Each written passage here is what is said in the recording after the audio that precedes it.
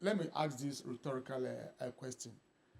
Roland, are you convinced that if the NPP were still in power today, the OSP would have done this to Ken Ofori-Atta?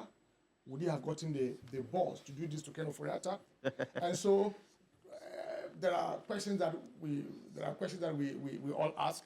Not everything can be said publicly, but I think that, look, for us to prosecute effectively the offenses that were committed under the tenure of Ken Ofori-Atta, we should be using the office of the Attorney General and Minister for Justice.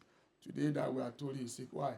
Under President Akufo-Addo and President Kufuor, they arrested people in churches. People were arrested in churches. We had people who were former ministers of NDC who were very sick and were jailed. And so Ken Ofori-Atta is not above the law.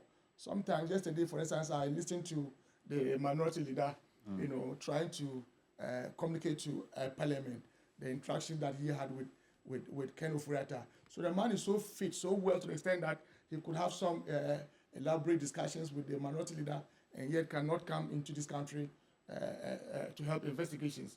And so no one is above the law. Ken Ofori-Atta is not above the law. I still remember with pain how Victor Solomon, Kwame Pepra, Adam Ibrahims, and many more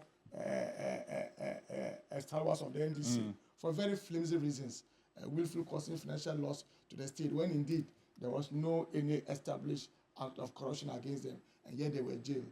Ken Ofori-Atta is not above the law. We will subject him to the laws of this country, and if he's found guilty, he will be jailed.